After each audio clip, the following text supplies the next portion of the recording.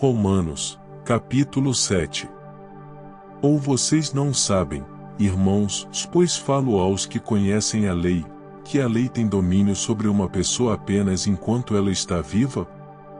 Por exemplo, a mulher casada está ligada pela lei a seu marido, enquanto ele vive, ou mais, se o marido morrer, ela ficará livre da lei conjugal. De modo que será considerada adúltera se, enquanto o marido estiver vivo, ela se unir com outro homem. Mas, se o marido morrer, ela estará livre da lei e não será adúltera se casar com outro homem. Assim, meus irmãos, também vocês morreram para a lei, por meio do corpo de Cristo, para que pertençam a outro, a saber, aquele que ressuscitou dentre os mortos, a fim de que frutifiquemos para Deus. Porque, quando vivíamos segundo a carne, as paixões pecaminosas despertadas pela lei operavam em nossos membros, a fim de frutificarem para a morte. Agora, porém, estamos livres da lei, pois morremos para aquilo a que estávamos sujeitos, para que sirvamos da maneira nova, segundo o Espírito, e não da maneira antiga, segundo a letra. Que diremos, então? Que a lei é pecado? De modo nenhum. Mas eu não teria conhecido o pecado, a não ser por meio da lei. Porque eu não teria conhecido a cobiça, se a lei não tivesse dito, não cobice. Mas o pecado, aproveitando a ocasião dada pelo mandamento, despertou em mim todo tipo de cobiça. Porque, sem lei, o pecado está morto. Houve um tempo em que, sem a lei, eu vivia. Mas, quando veio o mandamento, o pecado reviveu, e eu morri.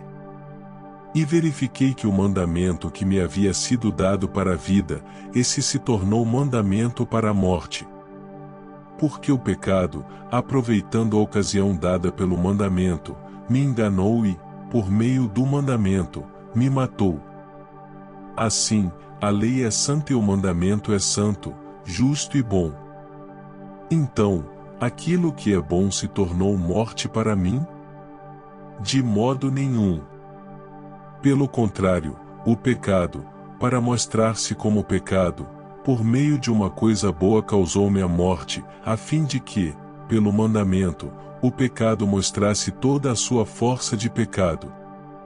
Porque bem sabemos que a lei é espiritual. Eu, porém, sou carnal, vendido à escravidão do pecado. Porque nem mesmo compreendo o meu próprio modo de agir, pois não faço o que prefiro, e sim o que detesto. Ora, se faço o que não quero, concordo com a lei, que é boa. Neste caso, quem faz isso já não sou eu, mas o pecado que habita em mim. Porque eu sei que em mim, isto é, na minha carne, não habita bem nenhum, pois o querer o bem está em mim, mas não o realizá-lo.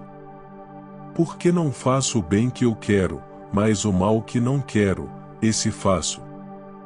Mas, se eu faço o que não quero, já não sou eu quem o faz, e sim o pecado que habita em mim. Assim, encontro esta lei, e quando quero fazer o bem, o mal reside em mim. Porque, segundo o homem interior, tenho prazer na lei de Deus.